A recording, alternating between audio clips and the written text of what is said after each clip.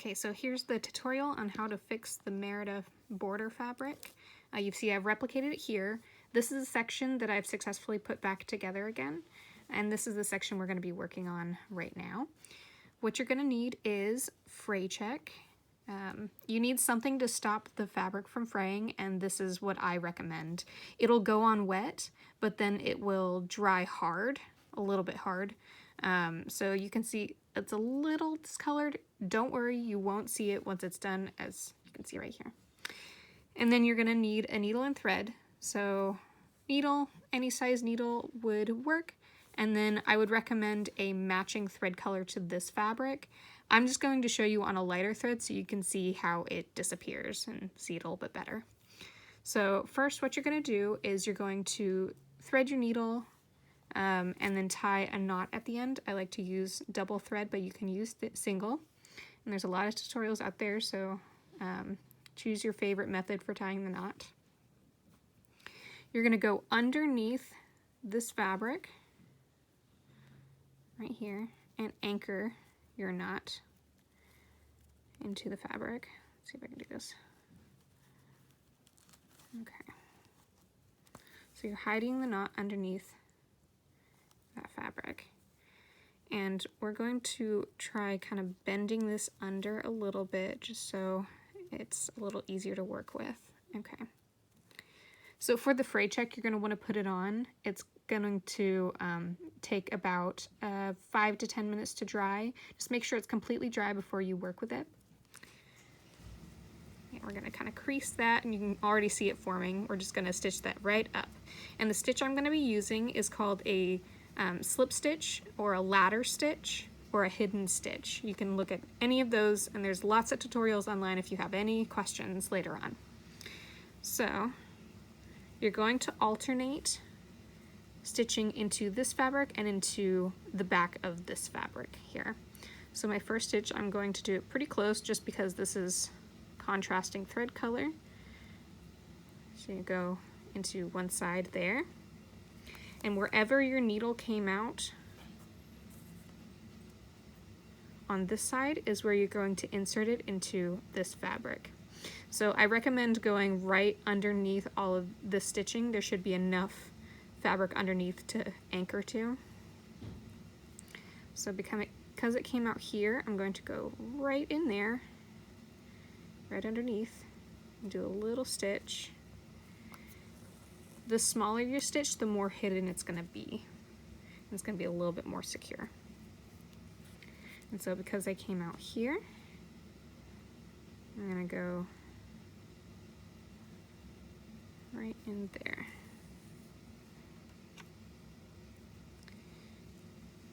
And it may not close all the way immediately, but don't worry. As we work, it'll close up on you. Little stitch there. See? And it just disappears. So I'm going to continue this all the way down.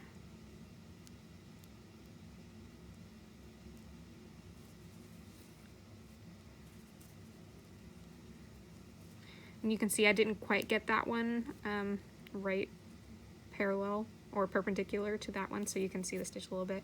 Again, if you make any mistakes, it'll be really easy to hide with a color, a thread that will match the fabric better.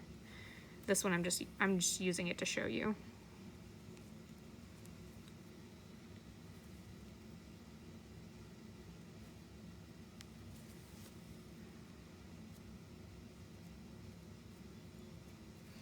And you want to make sure that you're catching the thread or the fabric that is right underneath that frayed edge there.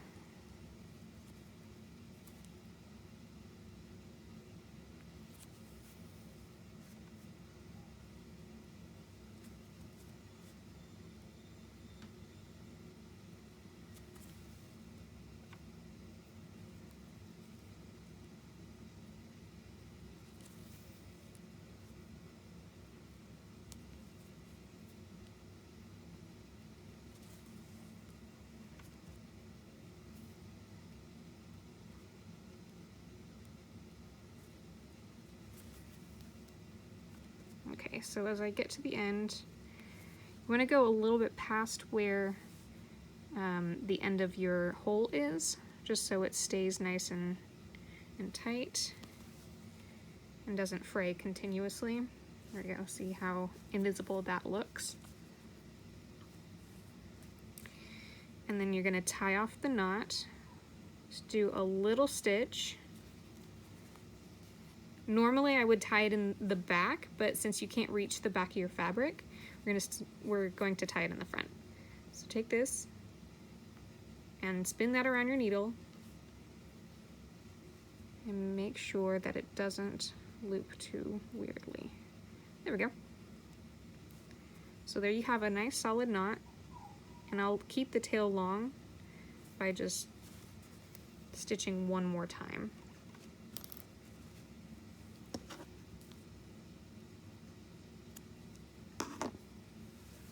And there you go. So that should work pretty well. It shouldn't distort the design very much. And if you're worried about it, you can take a press cloth, just place it over and press really gently. Or you can press from the back side just to make sure it kind of lies more flat.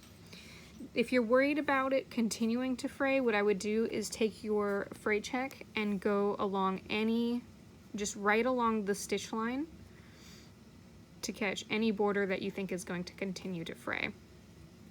And that should hold it for a really long time. This is essentially just like a liquid plastic, so once it dries, it is pretty unstoppable. Let me know if you have any other questions. Yes, again, this stitch is called the ladder stitch or the slip stitch or the hidden stitch. Usually it's used in sewing up stuffed animals. So there's a lot of tutorials on that if you have any more questions. All right, thank you. Bye.